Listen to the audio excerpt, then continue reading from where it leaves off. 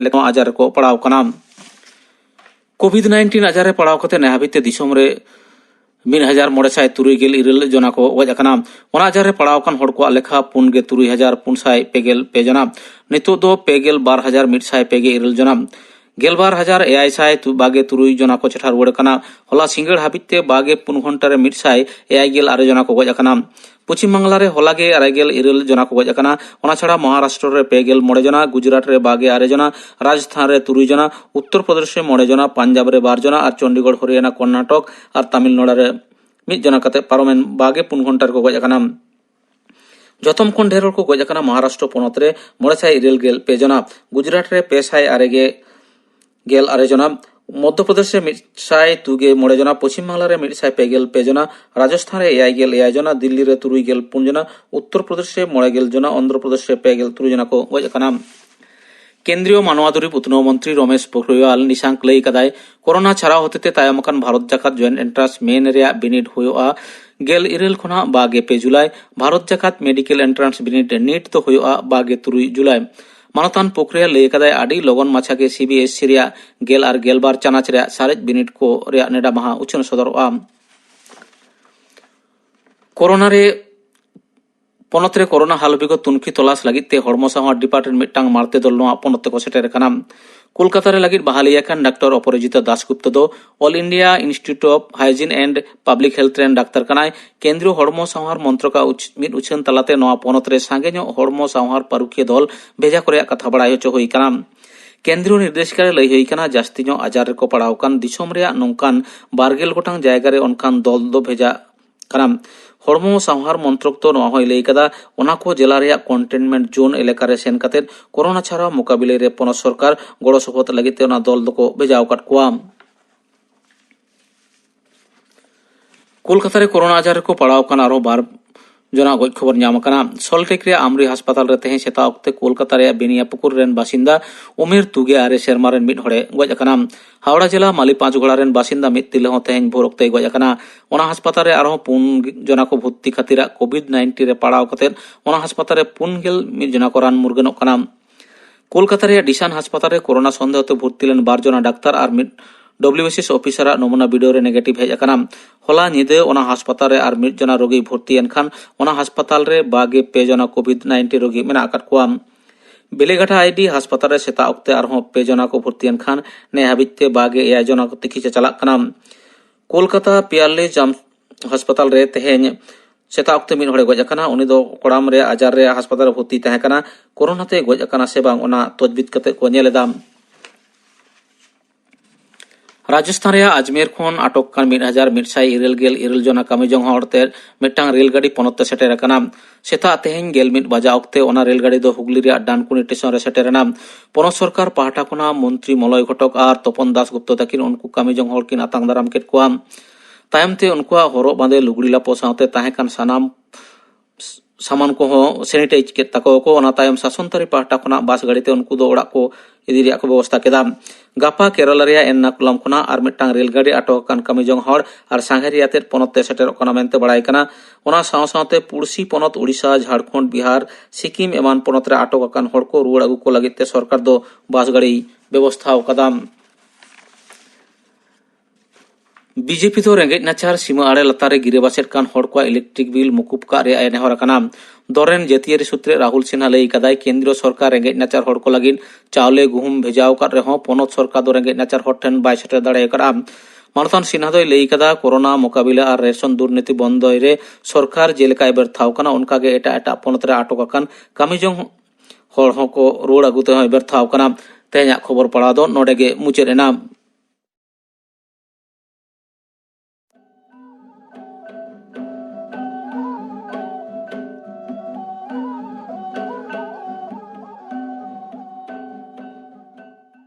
आकाशवाणी कोलकाता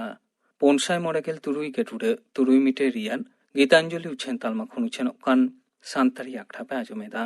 तेहिन दो 5 में गुरु गमके पंडित रघुनाथ मुर्मू जाना माहा अनादिसे काते नितो आजम ताबन पे गायन अनलिये पंडित रघुनाथ मुर्मू बाबते थुती दाय जमादार किसकु गुरु गमके पहिलो गायन दो बिदु चांदन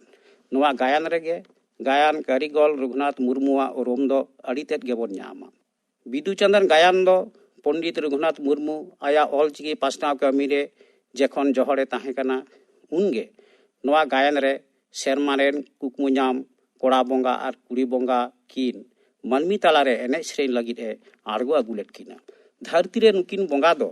मनमिया रूप किन हताव काते मनमी लेका किन कमी कदा रा रधना कदा किन नुकिन काजाक बोंगा दाड़े बोंगा धरती रेन मनमी सावहा का को लगित गे मनमी रूपते मनमी तालारे किन उपरोमा कना। आबो हड़ा दो बोंगा बुरु चेतान रे दोमे गे पतियो मेना ताबोना। आदो पंडित दो ऑलचिकी चेतान रे गहिर पतियो अगु हचोय लगित गे नुकिन बिदु चंदन तकिन दो आया बिदु चंदन गायन रेन नायक नायिका लेकाते आड़गो केट किना। बिदु दो मनमी बिदु चिनते बुरु रेन मेनेक बाहागाल रेन बोंगा कोंका लेकाते ओफेलेना और चंदन दो चायगाल माझी हपन एरा रूपते माझी ओड़ा रे ठावे हताव केदा। रघुनाथ मुर्मू चायगाल मानगाल रेन हर कोआ तोपो तापाम खपरी तालारे बिदु चंदन तकिने खोजा केट किना। बिदु चंदन तकिना दुलर दुपुलर रोड लांदा एने सेरेन तालाते नुकिना नुना गहिर दुलर सिरजव केदा जे हर को बौलौ चाबायना। बिदु कोंका अंतर गहिर सेरेनते दुलरते चंदना जीवी मोडो मोडो लो एहब एन तया। इना तालारेगे चैगाड़ चंपागाड़ रेन हर कोआ खपरी तापाम रे बिदु चंदन तकिन दानांग खन उनको सावहा सुझे को लगित किन रिका कदा। अकिना आपात आर नापाम तालाते ऑलचिकी गार चितर पासनाव रेना चायगाड़ चंपागाड़ रेन मनमी को तालारे किन अगु कदा। मीत जोखेज दो चायगाड़ मानगाड़ हर को सावहा कना सुझे कना पेड़ा कना बिदु चंदन तकिन किन नापाम कना। बिदु चंदन मोंगा रेना पतियो चिकी रेना पतियो मनमी को तालारे गदियो हटो काते आरहो सेरमा चोट तिकिन रकाब चलाव कना। पंडित गंके रघुनाथ मुर्मू जहाँ तिना गायन पुथी ऑल कदा नेलोआ झोतोगे सावता रेना केटेज भीत चेतान रे आया गायने गथनी रकाब कदा। हर आतो आतुरेन खाम खुंटी माझी पारानिक जग माझी गोडेत नाके एमान आतुरेन खाम खुंटी अकोय हो बात काते आया गायन दो बाय गा कदा। काजेते नेलोआ गुरु गंके दो अडी मरांग सावता अकिलान हड़े ताहे कना आर होय केन ओना दो बांग गायन गाखुड़िया हिसाबते अडी अडी अडी मरांग सेरेन रसिका होय ताहे कना। इनाते नेलोआ रघुनाथ मुर्मू बिदु चंदन पुथरे मिठने लैदा कोचा कोनाट बाहा मोहे हायरे बाहा दाना रगेम ताहेन बाहाई दोय बाडाय लेम रेसेन बाहा दोय गोदा हायरे बाहाम गोसोगिरिया। हायरे तीन मरांग कुड़ी हपना तीना गहिर ना कथाय फुटिल रकाब कदा। चायगाड़ पाहटारे बुरु आड़े जारा रे बाहा गाड़ रे चांदान आर उपल तकिन जखन किन दाड़ान कना उन अक्तो गाते कुड़ी किन सेरेन तालाते मोनेर कथा किन फुटे रकाबेत तकिना। चांदान आर उपल दो गाते कुड़ी बाना हड़ गे किन हारा झामा टकना मेनखान मोने तिरपित रोड रांदा हड़ दो बनू को तकिना और ओना जला तेगे उनकान जुआनी जला रेना मोनेर कथा उनका आपाल हेते सेरेन तालाते किन फुटेल रकाब कदा। आरहो नेलोआ गायन गाखुड़िया रघुनाथ मुर्मू जखन आया झरना कलमते बिदु आर चंदन तकिना मोने मोने जीवी जीवी तोपले तकिना एने सेरेन रोड रांदा उलबेले लेका गाबे कान तकिना घंटा जेट गुड़ लेकागे गाड़ोआ काना उनगे गायन गाखुड़िया मुर्मू गंकेरेन मनमी तोंग बिदु दुलर पेरे सिबिल रहाते आई मन जुरी चांदान दिसे कते बानामाते सेरेन कदा। सिबिलामैन गातेन सिबिलामैन जीवी आदा गातेन हरमो आदा हय सितोंग रेंगे तेतांग देया लेका सिबिलामैन गातेन सिबिलामैन सिबिलामैन गातेन सिबिलामैन जीवी आदा गातेन हरमो आदा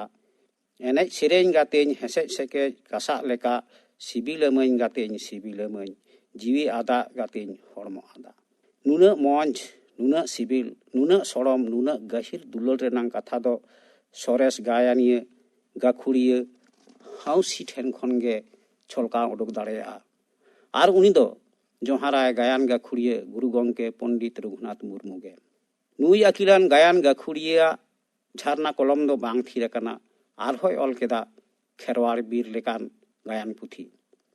मनमी आर दनमी कोवा तोपो तापाम नेपेद इदिकाते गा गाबान तालाते रघुनाथ मुर्मू सांताड़ सावता रे मी चमक गे सिरजव केदा। तीस सेदाय रे चो मी जखोज मानमी को दमे गे को बड़ी लेना उनरे अडी मानमी गे धर्म बांग को मनाव बताव लेदा। पाप कमी सेट गे को रेलाव इदी लेना बड़ी कमी गे को अपनार केदा। आदो ओना धर्म नसा पाप कमी रे जितकर लगित ते दानमय ᱧᱩᱛᱩᱢᱟᱱ ᱢᱤᱫ ᱡᱚᱡᱚᱢ ᱵᱚᱸᱜᱟ ᱢᱟᱹᱭ ᱠᱚ ᱵᱚᱸᱜᱟ ᱟᱫᱮᱭᱟ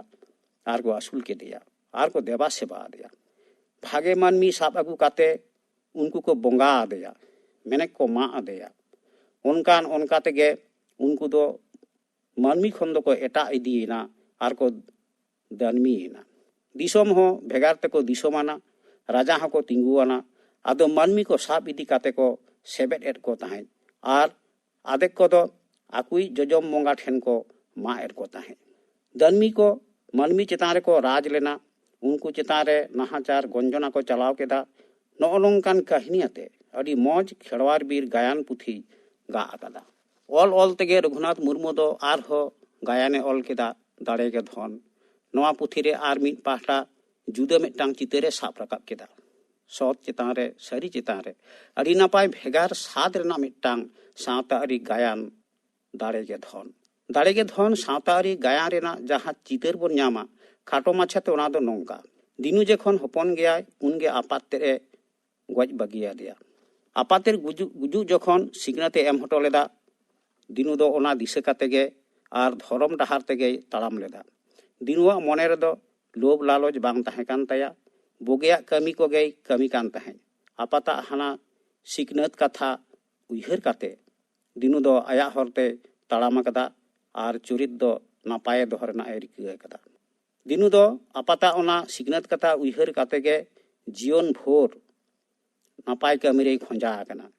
दिनु कासमार माझी ओड़ा रेगे कमी बोलोयना सत चुरित रेन होड़े बनावेना आर ओना होर पांजा काते गे कमी रे जीवी उरिज केदा। कुड़ी को दमे को छुटेव लेना उनी झलिए लगित ते अडी लेकाना को छल लेदा मेनखान दिनु दो बाय बुलाव कना उनी दो सत चुरित रेगे ताहेना। नोते दिनुआ गुण नेल काते कासमार माझी हपनेरा ओकय दो बोंगा लेकान कुड़ी ओकय लगित ते अडी अडी पेड़ा को अचुरो कान ताहे मेनखान ओकय हो उनी दो बाय कुसियात कोआ उनी दो दिनुआ सत चुरित नेल काते उनी गे कुसिया देया। नोते दिनु बाय खोजले रहो आज बाबा थुम लेकाते दिड़मी लेकान धरम गे ᱧᱩᱨᱟ देया। कासमार माझी हपन एरा दुगी उनकान नापाय कुड़ी दिनु दो बहु लेकाते ᱧᱟᱢ केदेया। देश पारगाना जहां दुगी दुसेव लेदेया आर इतुर आय मेनते रिका लेदा उनिया हड़प पेरेज टाका आर साज को दिनु तकिना गे होइना आर राज सरकार पाहटा खन बीर बहादुर पद किन ᱧᱟᱢ केदा आर राज दरबार किन दुड़बिना दिनु दो अडी मारांगा किसलिना। इना तायनम आर हो ऑल कमी लहायना मुचाद रिया गायन दो नागाम चेतान रे गा अकादा गायन ᱧᱩᱛᱩᱢ दो सिदु कानू। नोआ गायन दो इंग्रेज आमल रेना घटना साहेब को जमींदार महाजन को पुलिस को दारोगा को रेंगे सांताल को चेतान रे ओकालेका को उपद लेदा नाहाचार लेदा सांताल को आदिवासी को ओकालेका को लड़ाई लेदा ओना घटना गे गायन तालाते एने सेरिन तालाते मुर्मू गंके दो आबो सामांग रे सेपिङ रकाब अकादा। सेदाय चितर नोआ सेदाय लागड़े सेरिन रे अडी मौज साब रकाब कना जेलेका सौ मा सौ महाजन सादम चेतान लाभ छाप सूद चितान सुदे लादे इदी अन धने इदी ताम बाटी लोटाय इदी ताम एन होय मेताम आरो रोइलो बाकी मासे तीना सरी चितर उन ओक्तो सौ महाजन को सादम चेतान ते लाभ छाप को दाड़ाना सूद को अदया सूद चितान सूद को लादे इदिया। उनरेन हर सूद टाका को एम इदी रे हो सूद दो बांग कमोआ बरंग हारा सूद अदय हताव काते हो लई हटो का आको आर हो रोइलो मेनेक देना दो बांग हाला चाबा लेना आर मिटांग सेरिंग बोन नेल लेगे ओना रेना दुखली चितर के बोन नेल ᱧᱟᱢᱟ। कोम्पानी सरकार भागलपुर अदालत हिके रिया बिचार बनुआन सौ कुआ कथाते हकीम को बिचारेत हर हपन को तोल इदिए। नोआ सेरिंग रे जहां चितर फोटेल राकाब अकाना ओना दो अडी दायागे इंग्रेज कोआ कोम्पानी कोआ सरकार भागलपुर रे सांताल कोआ बिचार सरी सत रेना हक रेना बिचार दो बांग ᱧᱟᱢᱚᱜᱼᱟ। सौ महाजन कोआ कथा तेगे उकिल हकीम को बिचारा और हर हपन को तल इदी कोआ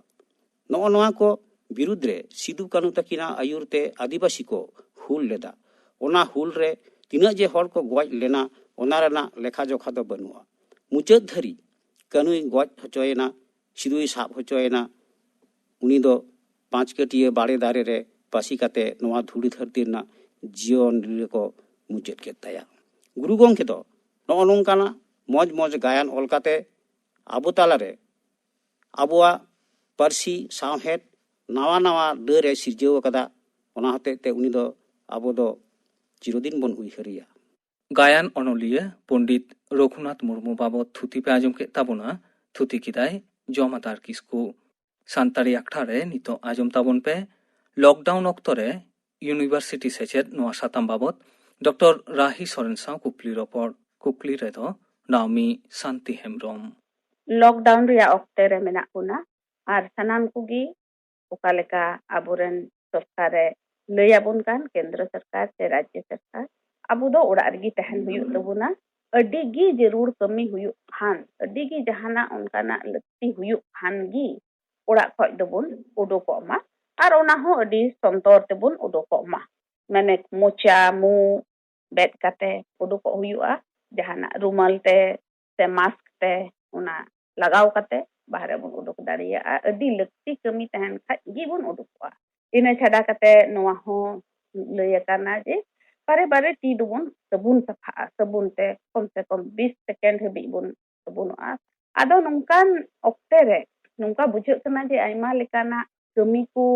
दो हापे कान तबुना माने बाबुन कमी दाड़िया कना से ची लेका उनका मेनखान उनकान कथा हो बांग कना नोंकान ऑक्टे रे हो स्कूल कॉलेज को यूनिवर्सिटी को दो बंद गी रहो ओलो पढ़ा रिया कमी हो उपाय होई काना पंथा होई काना जे ची लेकाते गिद्रा को से स्टूडेंट को आकुआ ओलो पढ़ा कमी हुको कोराव दाड़िया आदो यूनिवर्सिटी लेवल रे ची लेका ओना को रेना पंथा होई कान आर ओलो पढ़ाव कमी को चला काना ओना को बाबते नीते लैयाबोना आबो सावते मिनाया जादवपुर यूनिवर्सिटी रे स्कूल ऑफ ओशियोनोग्राफिक स्टडीज रेन assistant professor doctor Rahi Soren अदी जोहार गुन मनाव जोहार नोआ टाइम एम कवात लिया लैयाले लगी आदो ओलो पढ़ा कमी लगी ते सरकार हो नोंकान कथा को ये मेना काना जे जहां उपाय तिगी जहान पंथा तिगी गिद्रा को दो जमन आकोआ ओलो पढ़ा कमी दको कमी दाड़िया से को कुराव दाड़िया ओना चलू तहन जमन आदो चित को उनकाना उपाय से पंथा होय काना जे ओड़ा रे तहन तुलुज हो को पढ़ाव दाड़िया स्टूडेंट को गिद्रा को आबो जहां अवस्था ताबन अडी कमी गे हाते दहो हुई कना है ओलो पढ़ा हो जहां लेकान किछुटा दो हाते होड़ा हुई कान रेहो किछु किछु डिजिटल प्लेटफॉर्म ते नाना हुना क्लास हटाव देना सुजोग सुविधा एम हुई कना जेलेका डिस्कॉर्ड से ईमेल ते नाना हुनो मटेरियल से ऑनलाइन क्लास हटाव देना मिटन सुजोग सुविधा हुई कना ओना खातिर ते जाते एकाल गे हाते बांग उतर मा ओना लेकाते नेल हुई कना से फोन ते से ईमेल ते प्रतिटी स्टूडेंट संगे जोगाजोग दहो देना मिटन कुरुमुटु हटाव हुई कना आदो जोतो डिपार्टमेंट कुरेगी उनकाना व्यवस्था से उपाय होई काना जोतो बांग रे हो जोतो डिपार्टमेंट दो हटाव दो संभव दो बांग होई कना ओना नाना कारण हो मेना गया जेलेका अडी स्टूडेंट गे एमन जायगा खन को हिजुआ मेनखान बीरभूम बाकुड़ा से 24 परगना जहां ठेन इंटरनेट कनेक्टिविटी दो अडी बांग सोरे सर तो ओना खातिर ते उनको कथा हो चिंता होरा होई कना जे दिनोम गे उनका क्लास हटाव लेखान जे जो हर ओना क्लास तो बांग को अटेंड दाड़िया स्टूडेंट से खन दो चेलकान रिस्पांस ᱧᱟᱢᱚᱜ ᱠᱟᱱᱟ नेता दो मेनखान इंटरनेट कनेक्टिविटी कम रे हो अडी ठेन गे कम बेसी इंटरनेट कनेक्टिविटी तो मेना गया तो ए मोबाइल रे मा ओना चेलका को इंटरनेट कनेक्शन उनका है WhatsApp है। मेना है तो जहाँ को अड़ी हेवी एप्लीकेशन बांग हुआ जहाँ को वीडियो कॉन्फ्रेंस बांग हुआ शुद्ध टेक्स्ट ते हुआ ऑल ते तो उनका खातिर ते अब मेना अबोना गूगल क्लासरूम उनका पहिलो तेमा डिस्कोर्स ते क्लास हाता हुई कांता है किंतु नवा जे आधात नाना अडी स्टूडेंट को लीडा ओना बुझ बड़ा केते तो हर के तो असले नोंका अवस्था रे तो प्रथम बन पढ़ाव कना तो ओनाते बुझ बड़ाते हो कटी समय तो लगाव कान गया अदर समय लगाव रे हो कम से कम निया हुई कना जे ओड़ा रे रुखिए तहे कते को आकोआ ओलो पढ़ा रे से चिचित कमी उकाटा उनको आकान ओना दो कंटिन्यू लेखान नियो अक्सरे नाना हुनो पुथी से आर्टिकल फ्री अडी संस्था खंगे ना मेनखान अडी यूनिवर्सिटी जेलेका यूनिवर्सिटी ग्रांट कमीशन आबो दिसम देया ऑक्सफोर्ड यूनिवर्सिटी कैम्ब्रिज यूनिवर्सिटी नोआ को खन एटा जखन दो पुथी को किरिंग हुई है किंतु नोआ जहां ग्लोबल पैंडेमिक हुई ओना खातिर ते दितो फ्री बुक यामो कना आदो स्टूडेंट को नोआ को डाउनलोड करते आइमा ऑक्ट हटाओ के नोआ बोई को पढ़ाओ दाड़िया आदो नोआ लॉकडाउन ऑक्टे रे आदो चित को आर होन कान सजेशन से ललई कथा दाया कथा कुम लई को स्टूडेंट इन्यो पता खन दो नोआ गे लई जे नोआ लॉकडाउन रे अडी आधात रे मेना बोल अडी होड़ गे किंतु नोआ सांसाव तेगे दिसो दो हिउ सबना जे नोआ मिटांग अडी ऑक्टो न्याम कना जहां रे अबो हॉर सांग से अबो नाना स्टूडेंट सांग अबो टाइम बोल स्पेंड दारे और ओना टाइम तेगे अबो नाना हुनो पाबोय रेना पढ़ाओ से नाना हुनो आर्टिकल से भविष्यत रे का पढ़ाओ बन कराव दारे ओना करना मिटांग दुरुक केते बन चिंता दारे और आरो पढ़ाओ से बन लहाय दी दारे आदो मानतीय डॉक्टर राही सोरेन अडी बेस नोआ को कथाम लयात बुना अडी गुण मना जोहार लॉकडाउन ऑक्टोरे यूनिवर्सिटी सेचेद नोआ साताम बाबत डॉक्टर राही सोरेन सा कुकली रपोर पे आजम के ताबुना कुकली रे तोय ताहे कना नामी शांति हेमब्रम नियो को दिन ओका मुहिम दिन होयो कान आयमा लेकान कथा को आजमोक काना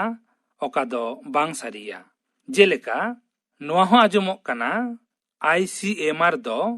कोरोना टेस्टिंग किट आदि बाड़ती दाम इयतेई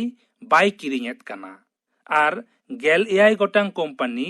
एकेन 900 गनंगते कोरोना किट बनाव लागिद रेबेन गेको ताहे काना मेनखान पीएम दो नोआ किट बनाव लागिद मेटांग गुजराती कंपनी मेता दिया अकय दो नोआ किट 4900 ते आक्रिङेदा नोआ खबर हो बांग सारिया नोआ साव तेगे तेहिया सान्तारी आखड़ा दो नोडेगे मुचेद एना।